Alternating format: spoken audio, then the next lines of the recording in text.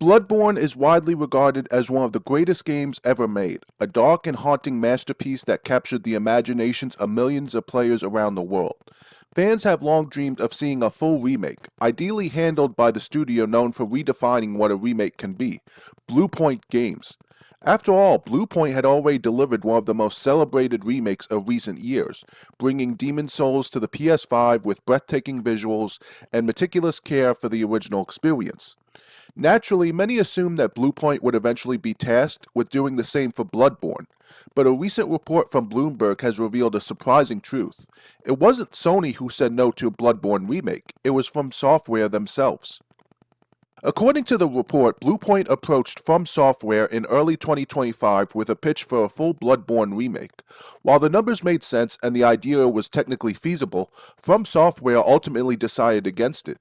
Shuhei Yoshida, former president of Sony Interactive Entertainment, had anticipated this reasoning when he spoke publicly last year.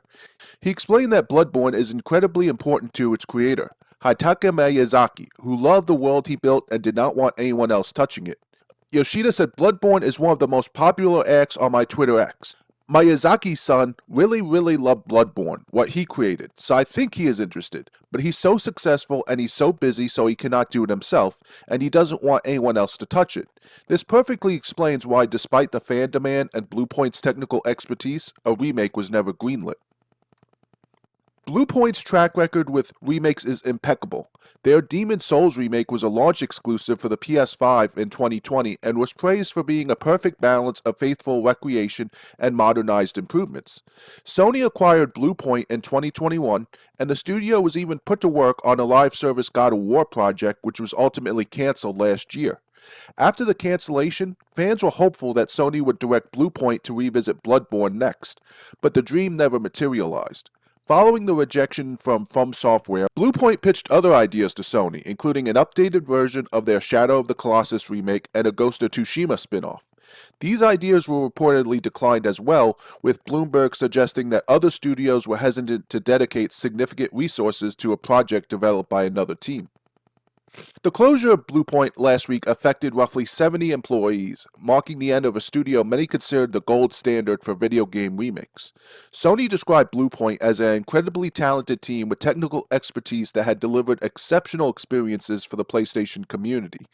But ultimately, the decision came after a business review. While the reasons behind the closure are undoubtedly complex, the report underscores that it was never a matter of Sony refusing to let Bluepoint touch Bloodborne. It was the wishes of the original creators that kept the game untouched. For fans, this news is bittersweet. On one hand, it clarifies why a Bluepoint-led Bloodborne remake never happened despite the obvious demand. On the other hand, it reminds us of just how protective FromSoftware is of its creation, which has become a cultural touchstone and a benchmark for excellence in gaming. Bloodborne remains a masterpiece, celebrated for its breathtaking world, punishing yet satisfying combat, and the genius of its design. Critics have called it visionary, generous in content, and a game that will remain unmatched for years to come. The idea of a Bluepoint remake will forever remain a tantalizing what-if, but now we understand the reasoning behind the decision.